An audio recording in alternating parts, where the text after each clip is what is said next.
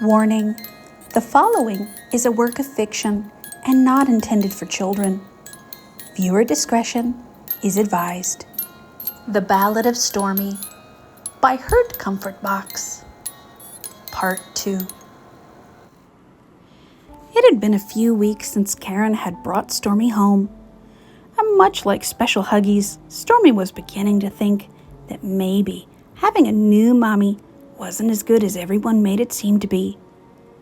She had a very large safe room, much bigger than even the pen she had been raised in. It was bigger than... Stormy shook her head. She didn't know what it was bigger than, but it was big. And she had a lot of toys, blocks, balls, dolls, and even a special musical nightlight that threw stars across the safe room at night. Mommy fed her only the finest high-grade fluffy kibble.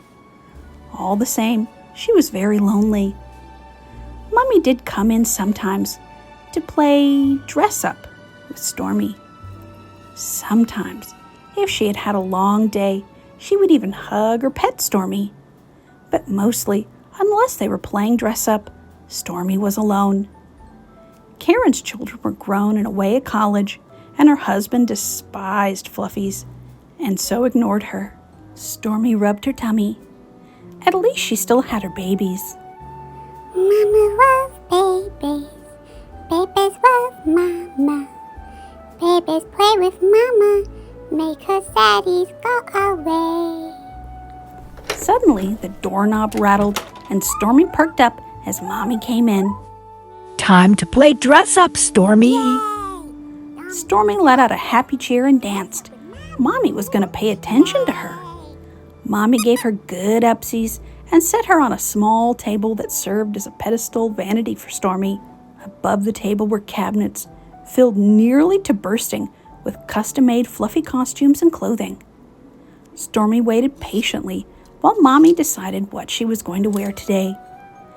Karen had chosen a few possibilities.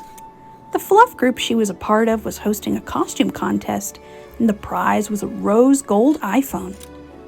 Karen decided on a white and blue Lolita dress. It would look lovely against Stormy's gray. She began to slip it over her head and over her chest, carefully pulling her front legs through the sleeves. She began to pull it down over Stormy's tummy, and it snagged. Stormy didn't look pregnant yet, but she'd finally begun to show. Karen pulled a little harder. The waistline of the dress was stuck just a little bit above where it should be. She pulled harder still, accidentally yanking a small amount of Stormy's fur out.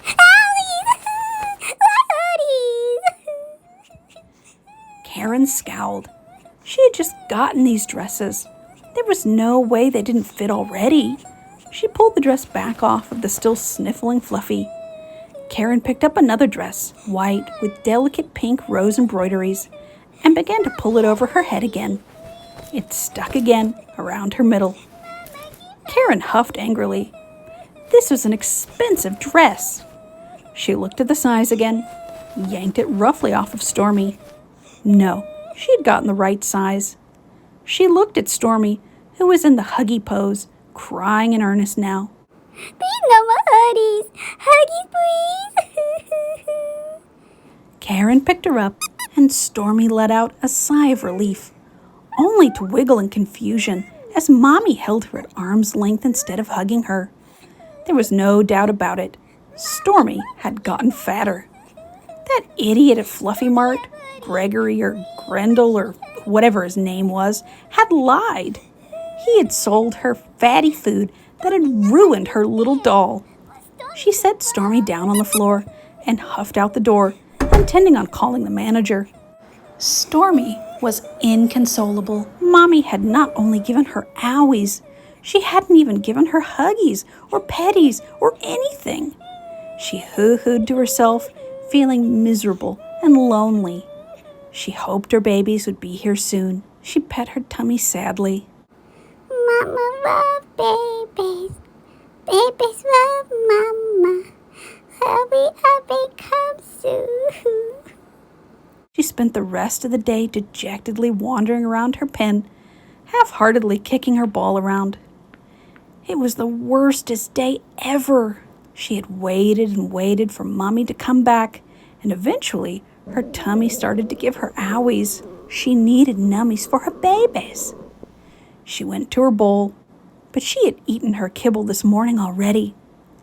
She sat with a sad plop. Just then, the door rattled again, and Mommy came in. Stormy was so happy. She wiggled and danced as hard as she could, hoping that Mommy would finally give her a hug. Instead, Mommy just pointed the square at her for a little while before pouring kibble out of a new, different-colored bag and leaving. Stormy sighed after her and sniffed the new kibble. It smelled weird. She tentatively tried a bite of it and spat it out. Icky! No taste nicey. She sat back, looking at the door. It was closed.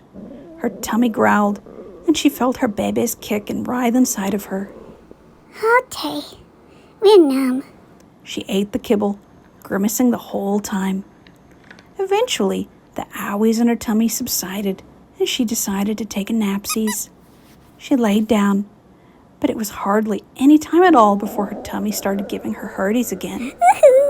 The new kibble was a special diet kibble, perfect for lowering the weight of an obese Fluffy.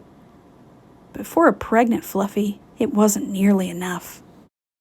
It was dark time.